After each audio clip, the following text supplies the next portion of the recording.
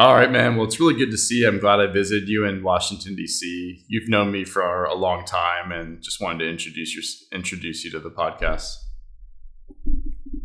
Yeah, dude, it's really happy to be here. I've watched a couple of your YouTube videos, and I know you got like a pretty big follower base right now. We met probably back in 2013, roommates in college and stuff. So, a lot has changed since then. It's good to see how much you've grown and how much it's changed for the both of us for the better. Really look forward to getting to discussing some important topics today. Whatever's on the agenda, you let me know and we'll get through it, man. Yeah, absolutely. Yeah, so you know me from way back when we went to college in East Bumblefuck, middle of bumfuck nowhere. Back when I was a fat, balding, sweaty, Jolly Rancher stained sub-5 male. And you know me now, years and years later after, improving myself and, getting a couple hair transplants, losing a lot of weight. And just from your experience, like, how did you know me as from back then when we were back in early college? Man, it's a really good question. I was actually thinking about it when you came to visit yesterday. Just our first experience meeting. I know our lives kind of changed drastically after I graduated college. I know originally I was going to go up to Boston. My dream was to go into investment banking. I actually had an internship at State Street Bank, but I just didn't have the money to move there. So my life went a little bit different trajectory where, I ended up going in the military for a couple of years, and we didn't talk probably for 3 or 4 years while I was overseas and stuff like that. But looking back, when you did come up yesterday, one thing that came to mind is our first meeting was down at the basketball court, I think. Yeah, it was down at the basketball court, in college. I think I was in a fraternity at the time, and I think we were doing a pickup game or something like that. And, yeah. And you were down there. I don't know if you were rushing with us or I think I was. Yeah, doing something different. But I remember you coming up to me, and I was like, oh, this guy seems pretty cool, man. Down to earth, good personality. Mm-hmm. Going to the atmosphere that we went to in college. There's small some people school, very uppity, 2,000 kids. Yeah, very nowhere. very uppity, very closed-minded. Some people so it's kind of a breath of fresh air to kind of run into somebody that had good values, good personality, mm-hmm. And stuff like that. So. But yeah, when I first met you, I just thought, man, this guy's great and he's got so much potential, man, but he's got no self-confidence. I had zero self-confidence back then. And it was so weird, man, because you had all the attributes for someone who should have a lot of self-confidence. You had the height, you had the strong voice, you had at the time, you weren't balding, so or anything like that, so you had the hair and stuff like that, the overweight and stuff like that, and your clothes needed a lot of work. But I mean, you just had, you were just a good guy, with a good heart, good personality, man. And we just instantly clicked, down at the basketball court, yeah. Man. So that was my first experience meeting you, and to see you grow throughout the years and do all the amazing things that you've done. Personally, professionally, over your podcast. I know you've been talking, or your YouTube channel. I know you've been talking to me about this for a couple of years now, getting me on here. And, really happy to see all the professional growth you've had, man, over the years. Yeah, no, absolutely. I remember, I was I saw you on the basketball court, and I remember we clicked somehow. I think you walked up to me and you cracked a joke. I think I don't know what you said, but it was kind of funny. And then we just kind of hit it off. And to be honest, you were the only person in that fraternity that really hung out with me and really, I feel you even really gave me the time of the day just based on my appearance back then. I think that first semester, I wasn't I was balding, but I wasn't visibly balding. And then the next year, that's when I started really visibly balding in the crown. And then my hairline shot back. Within the span of a year, I went from a decent head of hair, like Norwood 2 to like Norwood 4, and it was like a balding comb over rat's nest. Yeah. And then I obviously gained a good amount of weight, a lot of weight that year. Even since college, man, I'd say you probably lost like 50 or 60 pounds, man. Yeah, yeah, it's so noticeable, man. Yeah, like especially when we went to Las Vegas. Yes, like last year. last June, man, last year. Yeah. A lot of good stories from Las Vegas. Yeah, 100%. I remember seeing you because I hadn't seen you in a couple of years, man. And because the last time we ran into each other when I was dating that woman in New York City. I was in New York City, yeah. Yeah, and this was like back in 2020, probably. 2019, right before COVID. Yeah, because I remember reaching out to you. I was still in the military at the time, but I was stateside, and I was dating a girl in like Manhattan, and I was like, hey, dude, you got to come out here. Like, we got to hang out. We haven't seen each other in like 5 years. Came up for the day, man. We came up for the day. But even then, like, you still, like, you weren't who you are today. Yeah. You know what I mean? Like, you still, like, you lost like 20 or 30 pounds, but like, you still had a little, like, I had chubby, I still had the cheeks. Yeah, because I was looking at the picture the other day, actually, from when we went to Times Square. It was on, it's on my Instagram. I have it archived. I was going through it, and I was like, damn, dude, like, even now, like, it's like every year you just keep getting better, man. And it's like, it's a continual exercise of discipline to do that. Yeah. I think it was funny because like when I knew you early on in college, like I was at my worst, like I was at my heaviest. I was like heavily balding. Like, me, like I wore like literally hats with like Jolly Rancher stains on them. I know you used to rag on me about that. Yeah, no. I mean, it was absolutely ridiculous, dude, because like you just didn't have the self-awareness to know that like like once you like it's so important. And this is what I'll say to like the young men, young women, older men, older women that like listen to these types of things, is that like you need to create an edge for yourself in life, right? And when it comes to dating or when it comes to like romantic relationships, a way to create a good edge is to have good personal hygiene. Oh, 100%. 100%. I had zero personal hygiene back then. Yeah. I mean, part of it was because I feel like because of the weight, but also like I just had no regard for any sort of hygiene back then. I had no awareness whatsoever. Yeah, and that's the thing. I mean, like if you didn't, I mean, some people, I'm kind of an OCD type of person a little bit. So like for me, everything has to be clean and stuff like that. But like even like a lot of people just don't have that type of mentality, right?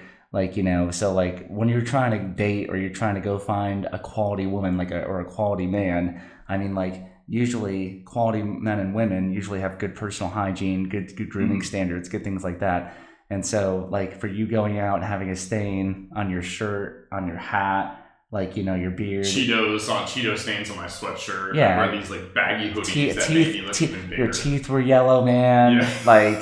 Dude, I was down bad back then. I really was. Yeah. I remember it was funny because like we lived in the same apartment the second year we were at this university, and you would come into my like room, you'd knock on my door, you'd be like, yo man, like dude, come out to the frat party, like come out to these parties. And I was always like, no man, like I'm good, I'm alright. Because like I've told stories on this channel essentially of like, I would go to a party and introduce myself to two girls, and they would be like, "Oh yeah, I'm the boyfriend of Max, or the boyfriend of Seth." You know them too, like our neighbors back then, like things like that. Maybe like dude, you were just it's almost like you're stuck in a fucking shell, man. Yeah, and it was like you're stuck in your own pity. Like it's like fat man's body. It's like you didn't have a good self-image of yourself, right? And if you don't have a good self-image of yourself, you can't project confidence. I thought it was the like most hideous. Like I was. Yes. I mean, the girl who called me Shrek. I was called a few names that year, and I was made to feel like I was the most ugly piece of shit in the world. You remember, yeah. And if you remember, dude, so I used to have an ex-girlfriend named Kelly, and she actually would come over pretty often. But he would always be in his room, and one time she came over and she wanted to go talk to him, or he wanted to talk to her, and I tried to introduce you guys. Yep. And it just like she just said, I can't remember exactly what she said, but she said something like, I want nothing to do with that guy, or I don't want to see him at all. Yeah. And she didn't even know you. Exactly. I was gonna say like and she was the girl that I was dating, and you were like one of my good friends. Yeah, and I think that goes to show like the halo effect is like when you look good, when you're attractive, people view you in a positive light. And when you're unattractive, like for me, it was visibly balding, and it was being noticeably very overweight, and then dressing bad on top of that with no personal hygiene. Like people just viewed me as very, like they had wanted nothing to do with me. Like I was a walking Shrek. So yeah, I mean, let me just say this. So yeah, we were roommates for about a year and a half, year in college, something like that. And then, obviously we went our different ways. Like you went to a different school, got accepted into like a better program, things of that nature. So when was it that you decided that you wanted to kind of like, what were like, if you could give anybody a piece of advice, like what was the big eye-opening experience for you? I know like you had good experiences with me and you reflected on those, but was there an experience for you that kind of just said, hey, I need to change? Yeah, I mean, to be honest, like I would see, you would always kind of tell me like, hey man, you got potential, like you're tall, like you have good things going for yourself. You just need to lose the weight and like take care of your appearance. And I remember I went home that summer and I lost like 30 or 40 pounds, but I was still pretty noticeably overweight and I had this like bloated triple chin. And when I transferred to this new university, I started to like take my hair loss seriously as well. So I got on like finasteride and I looked into getting my first hair transplant. But that same year, like I focused on like getting a better wardrobe that actually semi-fit me. And then I started over that next course of the year, I lost another 40 pounds. I just felt to my core, I hated being unattractive. And I hated like feeling unattractive as well. But honestly, you were the one of the first people to say like, hey man, like you have a lot of potential to improve yourself. And like, I took that seriously and like, you were the person. If it wasn't for you, I wouldn't be where I am today. Yeah, I know. It's crazy, man. I mean, I feel like the tables have turned a little bit. Yes. I live in a large city right now. Yep. Washington D.C. and been living here for about 4 or 5 years now. I have a really good job, really good career trajectory, things of that nature. I have just about everything a guy could want, like good job, like good car, have a good apartment and stuff like that. I have good friends. But the one thing that's, has been so difficult for me since moving out to the city 4 years ago is finding a good girl. Yes.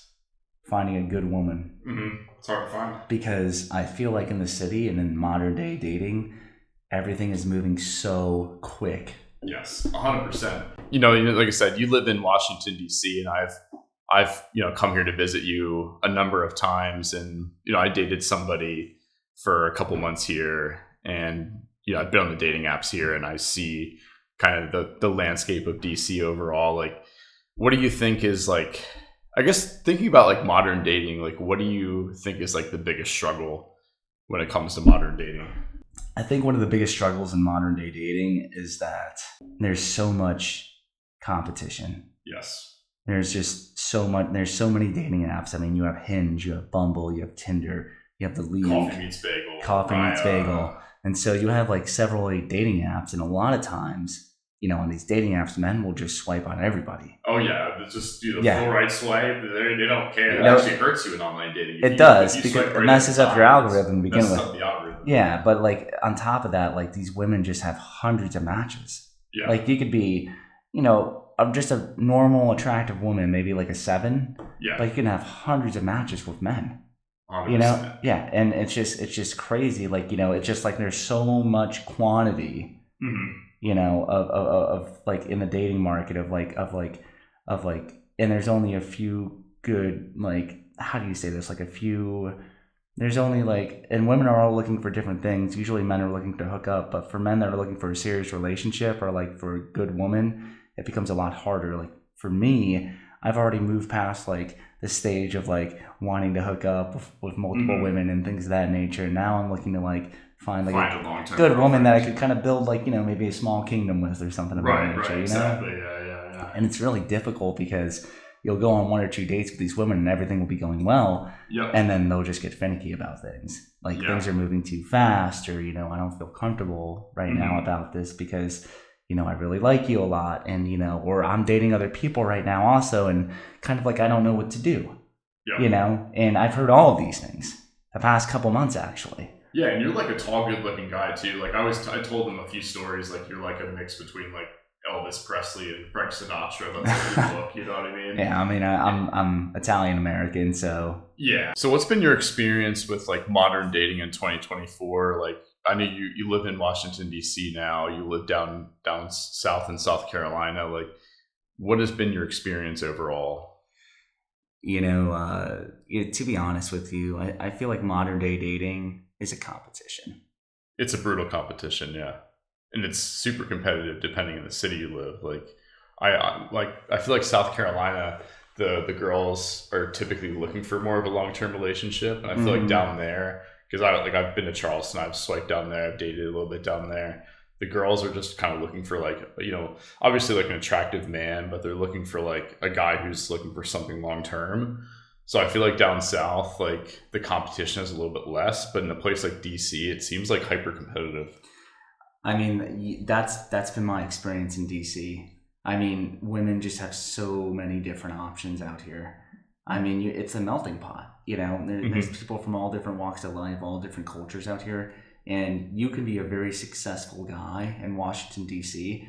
and a good-looking guy. And I have trouble dating out here. Yeah, and you make a lot of money too. Yeah, so. And it's not like I'm not getting matches or anything like that, but I'm not finding high-quality women out here.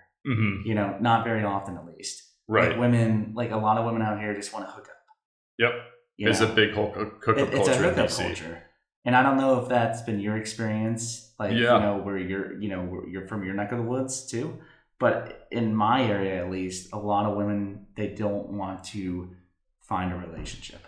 Yeah, I was going to say, you knew the girl I dated for a couple months back in like December. I thought it was going to be serious, but that, obviously it didn't work out. But I feel like in general, like I've swiped here a lot, I've dated here a little bit, and it seems to be one very hyper competitive, and it seems like at least a good amount of the women aren't looking for like a long-term relationship. You're competing against potential like senators, lobbyists, like, guys who are, make a shit ton of money. Like, it's hyper competitive, Yeah. I mean, like, and I think it's become so competitive because of how useful technology has become for finding potential dates. Yeah, because you've got like Hinge, Bumble, Tinder. You got like the specialized dating apps like Chispa, even Instagram. I mean, people will DM you on Instagram. 100%. Yeah, 100%. Yeah, especially if you post regularly. So there's so many options for the average looking woman these days. But not the average looking man. Exactly. Yeah, the average looking man has it really, really hard nowadays. Like. And that's what I was talking about, the importance of building the edge. Yeah, you have to. You have to go on a personal self-improvement journey, self-improvement journey, like 100%, man. Like, if you don't self-improve as a man, like starting with your appearance and then other things like building skills, hobbies, like you're just, in 2024, like dating is going to be ridiculously hard for you. I mean, dating was like hard. Obviously the hardest it was for me between like 2011 and 2014. And the thing is that dating should complement your life. It should not be your life.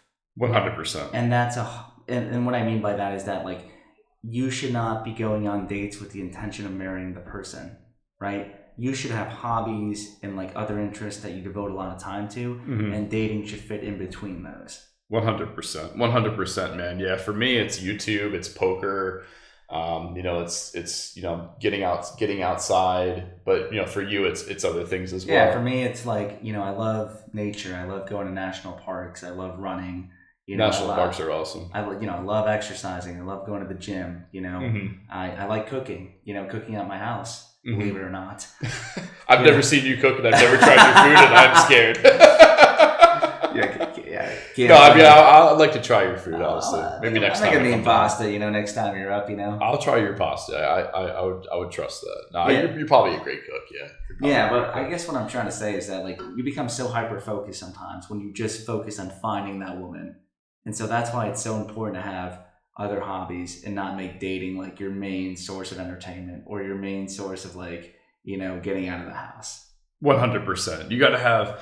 I think once you've like self-improved from a looks maxing perspective, and then you develop like a skill, maybe that's like coding, maybe that's sales, maybe that's trading, whatever it is, where you can like make good money and like live a good lifestyle. That's when you can like, develop other hobbies, and your life kind of just gets better overall. So I think we have a difference of opinion on this, because we were talking about this yesterday. So like, you asked me, what do you think the most important physical characteristic of somebody is when it comes to dating? Mm-hmm. And you said it was height. Yeah, I said it was weight. It's funny because like I used to be really overweight, and now I'm like in better shape now. So I understand your point. Actually, I understand your point. But I think when women look at a guy initially, like right from the jump, I think it is height, and then obviously your facial structure. But your weight plays a massive difference, because like I said, I was very overweight. I used to be very skinny, and now I'm in like a lean, muscular physique. So it does make a massive difference. I 100% agree with you there. Mm-hmm. Because once you get lean, your bone structure really comes out. Mm-hmm. And once you're lean, I mean, like, for some reason, some women are just attracted to really lean guys. 100%. Like, I would almost make the argument that a lean man has a better shot than a very bodybuilder, muscular man with the average woman. Yeah, I would almost make that argument. Yeah, I can personally attest to that, because when you knew me back in college, I had like a triple chin. Like I had like a massive double triple chin, and now like, all right, and yeah, we've traveled a lot together. We've been to South Carolina about a year ago. We went to Vegas, and like before that, we met up in New York City for one day in 2019, and I was in decent shape back then, but I didn't really fully self-improved until about a year ago. But when we went to Vegas, like, knowing me as like, this overweight, like balding, like guy who didn't take care of himself, like, what did you expect going to Vegas with me? Like, what did you expect back then? Oh man, I'm so glad you asked me that, dude. I thought I was going to have to carry you around everywhere and babysit you. I mean, I didn't know what to expect, honestly, because, we haven't actually went out and actually like, partied together probably since our college days. Yeah. And obviously, knowing that you've changed a lot, with the weight loss and things of that nature. And like, you have a lot of self-confidence these days, which you didn't have before. Yep. I just didn't know what to expect, man. I remember we went to this place called, I think it's called the Foundation Room, right? Yeah, at the Mandalay. Yeah, at the Mandalay, yeah. So I know you've been to Vegas like 4 or 5 times. This was my first experience down there. Showing you around. Yeah. And it was wonderful, man. I had a great time with you. And it was so impressive just to see how like you were able to scale the room, And it was so impressive, like the conversations that you were having with people. And, I just didn't see that side of you in college, man. You didn't have that. No, it's none at all. I mean, like you were just so introverted and so shy about things because like you just lacked that self-confidence, Mm-hmm.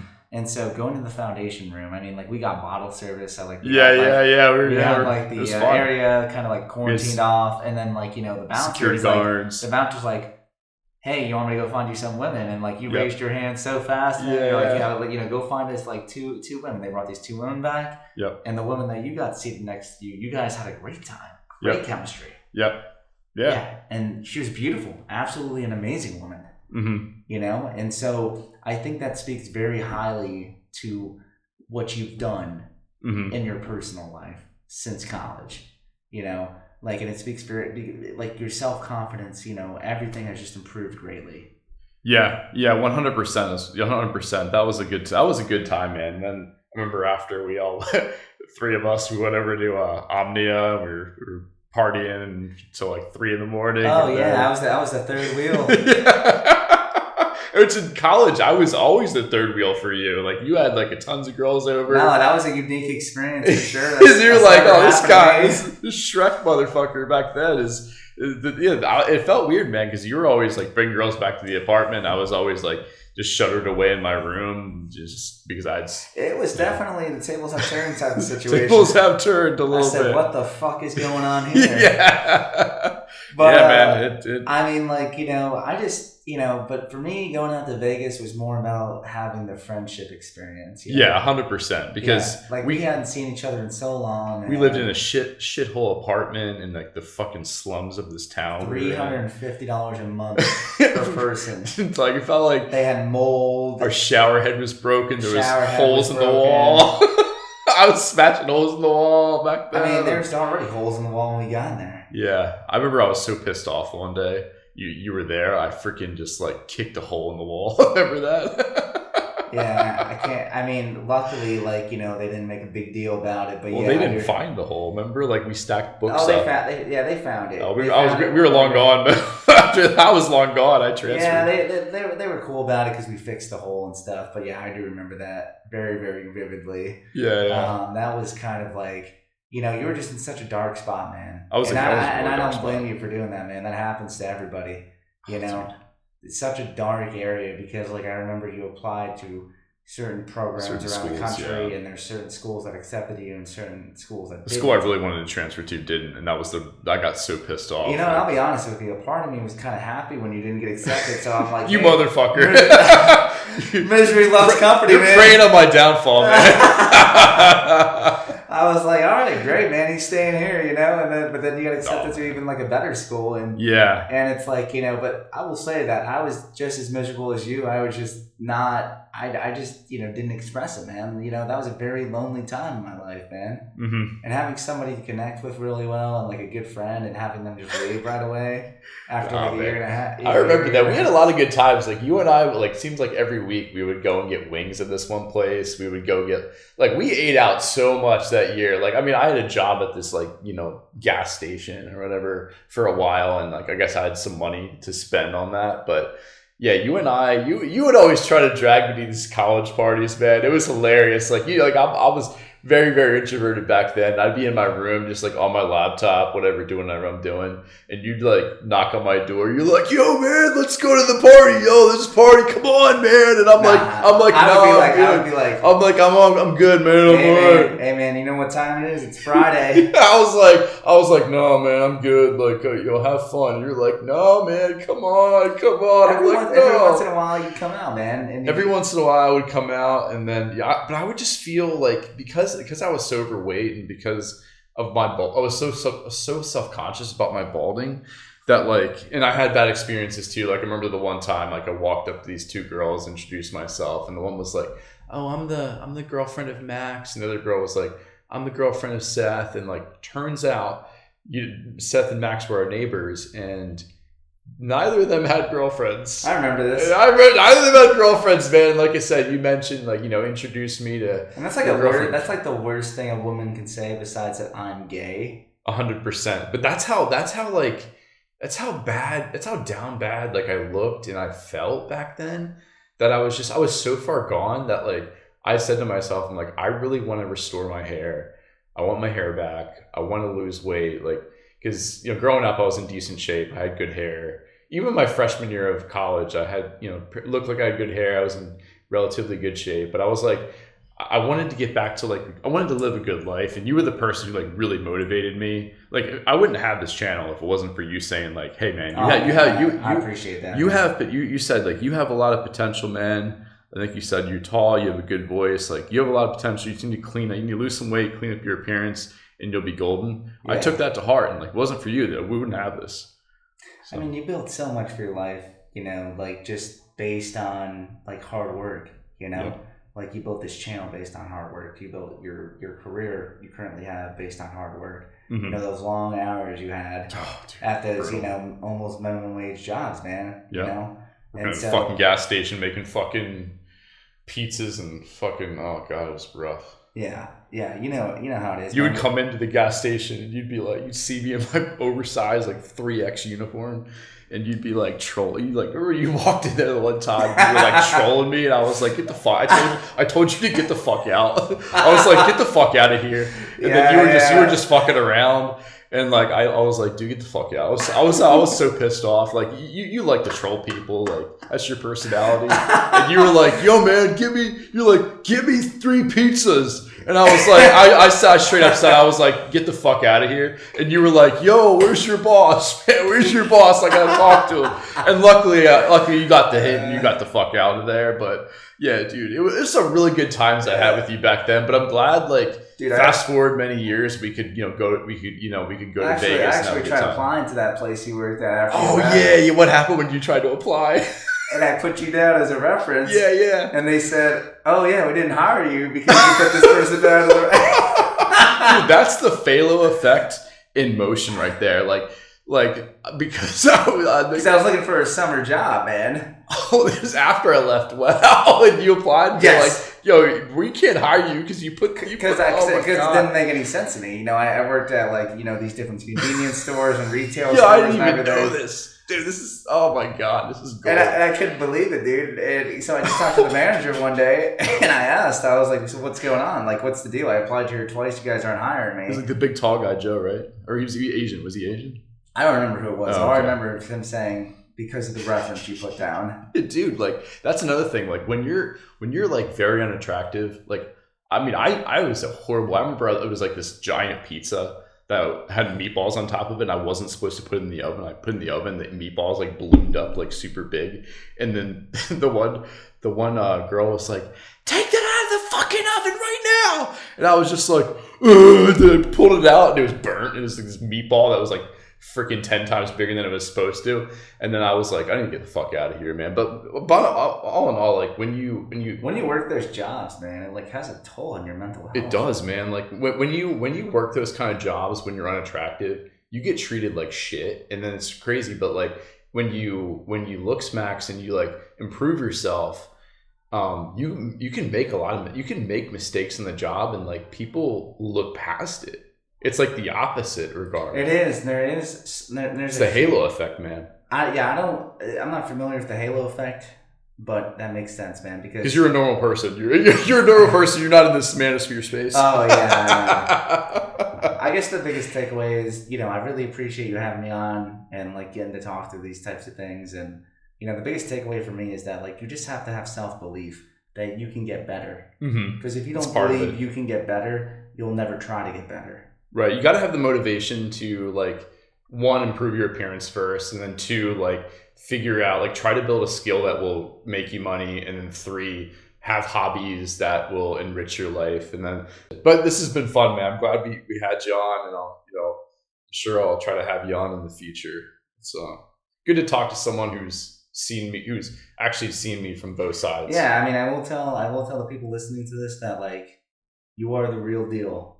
I appreciate it. You have come from the trenches. We'll have to. At some point, I told the audience I want to get in front of. I don't have a camera right now. I don't have a professional setup besides this like Blue Yeti dragon pad thing. But I want to. At some point, we'll need a vlog to the audience. Maybe in Switzerland, we'll do a vlog. Absolutely, that sounds great. That'd be fun. I'd love to. I mean, your channel is growing exceptionally fast. Yeah, I'm happy about that. When I started this channel, I wasn't expecting, like, who the fuck would want to listen to my stories? But I'm glad it's resonating with people out there. Yeah. I like it. I wish there was something like this when I was kind of going through like some bad times in my life. Where like another, somebody who's been through bad times or somebody who's been like unattractive or things of that nature. Could be, give me advice. Yeah, you've always been attractive. You've always been on the attractive side, but you've been through tough times as well in life. Yeah. So you've kind of seen it on both sides. I've been through times where I didn't have a lot of self-belief in myself. I've been through times where I didn't have any money. Been very impoverished before. Yeah, we've both been impoverished, man. I remember those times, man. We were down bad. Yeah, and that's why it's so important to have the vision and the self-belief, because if you don't have the vision and the self-belief through those tough times, those tough times are going to keep you down. 100%. 100%, man. But No, thanks so much for having me on today. Yeah, no problem, man. This has been great. It's been great having you, and I'll see you another time. All right, until next time, brother. Peace.